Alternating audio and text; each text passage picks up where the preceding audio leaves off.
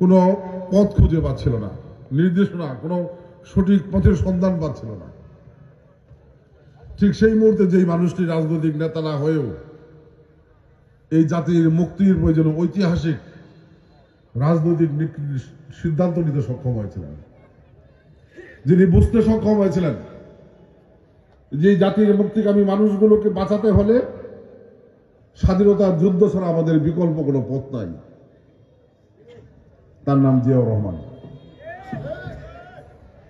পাকিস্তান সেনাবাহিনীতে কর্মরত থাকা অবস্থায় সর্বপ্রথম পাকিস্তান সরকারকে বিদ্রোহ ঘোষণা করেন। চট্টগ্রামের কালুরঘাট বেতার কেন্দ্র থেকে মহান স্বাধীনতার ঘোষণা দেন, যে ঘোষণার মধ্য দিয়ে এই জাতির নির্যাতিত মুক্তিকামী মানুষগুলো স্বাধীনতার যুদ্ধে ঝাঁপিয়ে পড়ে, মুক্তির সঠিক পথ খুঁজে পায়। সারা বিশ্ব জানতে পারে এই বাংলাদেশ স্বাধীন দেশ হিসেবে যাত্রা শুরু করেছে। দীর্ঘ 9 মাস সশস্ত্র সংগ্রাম হয়েছে। শেখ মুজিবুর রহমান সাহেব পাকিস্তানের কারাগারে ছিলেন। আওয়ামী লীগের অনেক পতিতদশা রাজনৈতিক নেতা এখন অনেকেই ভারত পালিয়ে আরাম আয়েশের জীবন কাটাচ্ছেন, কথা ঠিক কি? ঠিক সেই সময় স্বাধীনতা যুদ্ধকালীন সময়ে শেখ মুজিবুর রহমান সাহেব পাকিস্তানের কারাগারে আওয়ামী লীগের অনেক পতিতদশা রাজনৈতিক নেতারা ভারত গিয়ে আরাম আয়েশে নিজেদের জীবন কাটিয়েছেন মুক্তিযুদ্ধ সংগঠকের কথা বলে, এই জাতিকে ধোঁকা দিয়ে। যে মানুষটি শুধুমাত্র স্বাধীনতার ঘোষণা দিয়ে এই জাতিকে মুক্তির সঠিক পথ দেখায় শেষ হননি, ক্ষান্ত হননি। 9 মাস সশস্ত্র সংগ্রামে রণাঙ্গনে জীবন বাজি রেখে সশস্ত্র যুদ্ধ করেছেন, নেতৃত্ব দিয়েছেন, যার নেতৃত্বে 30 লক্ষ মানুষের জীবনের বিনিময়ে 2 লক্ষ মা বোনের ইজ্জতের বিনিময়ে আমরা এই স্বাধীন বাংলাদেশ পেয়েছি, তার নাম জিয়াউর রহমান। প্রিয় ভাই আমার, যারা জীবন দিয়ে দেশ স্বাধীন করেছে, যে সমস্ত মা বোন ইজ্জত যাওয়ার পরেও নিজেদেরকে ধন্য মনে করেছে যে আমার ইজ্জতের বিনিময়ে এলেও এই দেশটা স্বাধীন দেশ হয়েছে, যারা জীবন বাজি রেখে যুদ্ধ করেছে, তাদের স্বপ্ন ছিল এই বাংলাদেশ স্বাধীন হবে, স্বাধীন বাংলাদেশের মানুষ স্বাধীনতার স্বপ্ন স্বাদ ভোগ করবে, স্বাধীন বাংলাদেশের মানুষ স্বাধীনভাবে চলাফেরা করবে, স্বাধীনভাবে কথা বলবে, স্বাধীনভাবে মতামত প্রকাশ করবে, স্বাধীন বাংলাদেশের মানুষ ভোট দিয়ে সরকার নির্বাচিত করবে, যেই সরকার জনগণের কল্যাণে কাজ করবে, জনগণের কাছে জবাবদিহি করবে, আইনের শাসন প্রতিষ্ঠিত হবে, মানুষ ন্যায় বিচার পাবে, সরকারের কাছে সকল মানুষ সমান হিসেবে বিবেচিত হবে, অর্থাৎ এই বাংলাদেশটি হবে জনগণের বাংলাদেশ। কিন্তু আমরা যদি স্বাধীনতা পরবর্তী সময় দেখি, এদেশের রাষ্ট্রীয় ক্ষমতায় শেখ মুজিব অধিষ্ঠিত হয়ে 72 সাল থেকে 75 সাল পর্যন্ত রাষ্ট্রীয় ক্ষমতায় ছিল। সেই 72 সাল পর্যন্ত থাকে 75 সাল পর্যন্ত বাংলাদেশের মানুষের বাক স্বাধীনতা ছিল না, মানুষ স্বাধীনভাবে কথা বলতে পারত না, আওয়ামী বাকশালীদের অন্যায়ের প্রতিবাদ করতে পারত না, ন্যায় বিচার পেত না, আইনের শাসন ছিল না, আইন সম্পূর্ণভাবে ভেঙে পড়েছিল। আওয়ামী যুবলীগের কাছে প্রতিনিয়ত মানুষ হত্যা, গুম, খুন, গণধর্ষণের শিকার হতো, কোনো বিচার পেত না। প্রিয় ভাইয়ের আমার, দেশটা জনগণের বাংলাদেশ না, আওয়ামী বাকশালীদের দলীয় সম্পত্তিতে পরিণত হয়েছিল। 72 সাল থেকে 75 সাল এই বাংলাদেশ শেখ পরিবারের দলীয় সম্পত্তিতে পরিণত হয়েছিল। আর বাংলাদেশের মানুষ যারা জীবন দিয়ে দেশ স্বাধীন করেছে, যারা জীবন বাজি রেখে যুদ্ধ করেছে, তারা আওয়ামী বাকশালীদের শেখ পরিবারের গোলামে পরিণত হয়ে গেছিল। এমনি একটি অবস্থায় বাংলাদেশের মানুষ অবরুদ্ধ হয়ে পড়েছিল। বাংলাদেশের মানুষের মনে প্রশ্ন দেখা দিয়েছিল যে 30 লক্ষ মানুষ জীবন দিয়ে যে দেশটা স্বাধীন করলো, লক্ষ লক্ষ মানুষ জীবন বাজি রেখে যুদ্ধ করে যে দেশটা স্বাধীন করলো, 2 লক্ষ মা বোনের ইজ্জতের বিনিময়ে যে স্বাধীনতা আমরা পেয়েছি, সেই স্বাধীনতা আওয়ামী বাকশালীদের শেখ পরিবারের গোলামি করার জন্য নয়। মানুষ শেখ পরিবারের দুঃশাসন থেকে মুক্তির অধীর আগ্রহে অপেক্ষা করছিল। এমনি একটি অবস্থায় 1975 সালের 15ই আগস্ট শেখ মুজিবুর রহমানের মৃত্যু এবং 15 আগস্ট মৃত্যুর পরবর্তী সময়ে বাংলাদেশের ক্ষমতার মস্তক দিয়ে নতুন করে ষড়যন্ত্র শুরু হয়েছিল। উপনিবেশিক ষড়যন্ত্রের মধ্য দিয়ে বাংলাদেশের সেনাবাহিনীর মধ্যে ক্ষমতার মস্তদের দখলের প্রতিযোগিতা শুরু হয়েছিল। একের পর এক কুসংগঠিত করে ক্ষমতার মস্তদের যে দখলের প্রক্রিয়া, সেই প্রক্রিয়ার অংশ হিসেবে ৭৫ সালের ৩ নভেম্বর স্বাধীনতার ঘোষক বীর মুক্তিযোদ্ধা শহীদ জিয়াউর রহমান বীর উত্তমকে বন্দী করা হয়।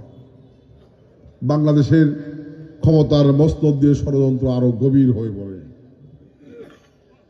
এমনি একটি অবস্থায় বাংলাদেশের মানুষ আরো বেশি বিপদগ্রস্ত, শঙ্কিত হয়ে পড়ে। আল্লাহর শুকরিয়া, যে জাতির মুক্তির প্রয়োজনে জিয়াউর রহমানই এই মুক্তির ত্রাণকর্তা হিসেবে আবির্ভূত হয়েছেন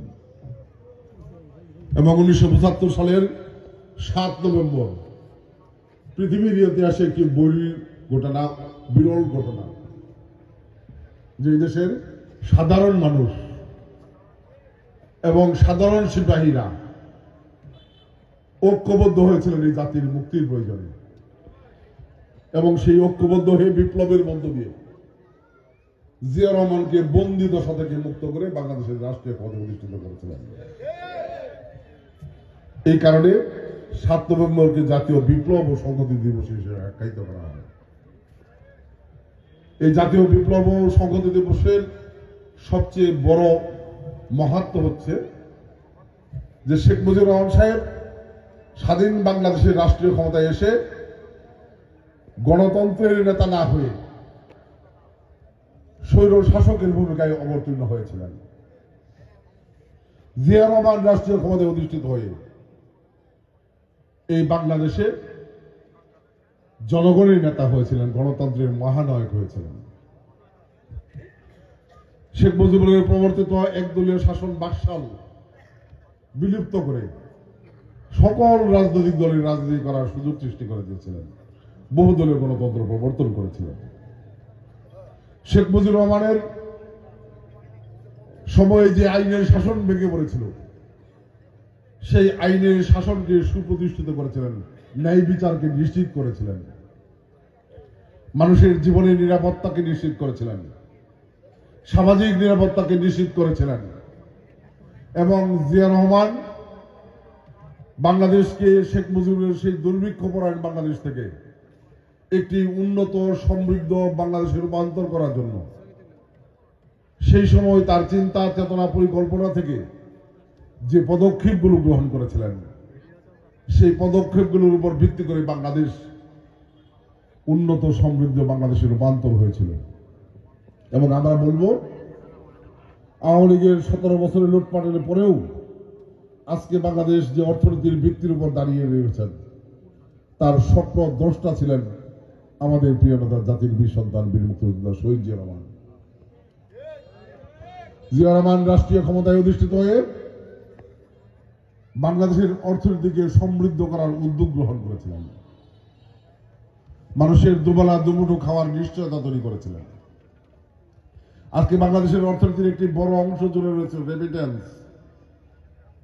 জিয়াউর রহমান সর্বপ্রথম তার চিন্তা চেতনা থেকে বাংলাদেশের 8,500 বেকার যুবক তরুণকে কাতার সহ বিশ্বের বিভিন্ন দেশের শ্রমিক হিসেবে পাঠিয়ে আন্তর্জাতিক শ্রমবাজারে যে যাত্রা শুরু করেছিলেন, যার সুবাদে আজকে বিশ্বের বিভিন্ন দেশে বাংলাদেশের লক্ষ লক্ষ যুবক যুবতী, তরুণ তরুণী, লক্ষ লক্ষ শ্রমিক বিশ্বের বিভিন্ন দেশে শ্রমিক হিসেবে কাজ করে যে টাকা পাঠাচ্ছে, সেই টাকার উপর তাদের পরিবার এবং বাংলাদেশের অর্থনীতি মজবুত ভিত্তির উপর দাঁড়িয়ে আছে।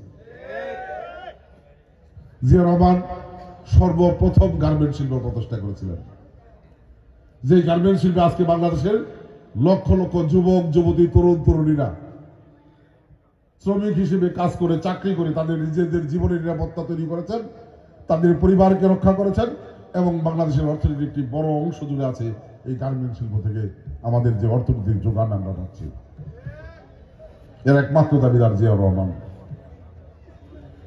জিয়াউর রহমান বুঝতে সক্ষম হয়েছিলেন যে বাংলাদেশ কৃষি নির্ভর বাংলাদেশ, কৃষিতে যদি উন্নতি ঘটানো না যায় এই বাংলাদেশের দুর্ভিক্ষ মুক্ত বাংলাদেশ হবে না।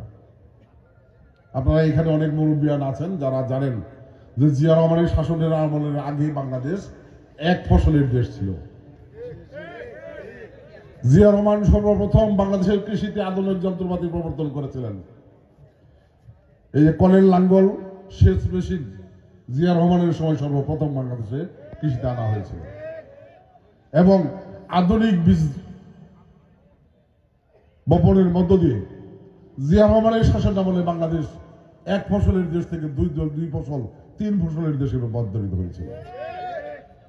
জিয়া রহমান একমাত্র রাষ্ট্রনায়ক বাংলাদেশের বিভিন্ন জেলা, উপজেলা, গ্রামে গঞ্জে সরাসরি গিলে গিয়ে খাল খনন করেছিলেন কৃষিতে সেচের চাহিদা পূরণ করার জন্য। ওই সময় আওয়ামী লীগের অনেকেই সমালোচনা করেছেন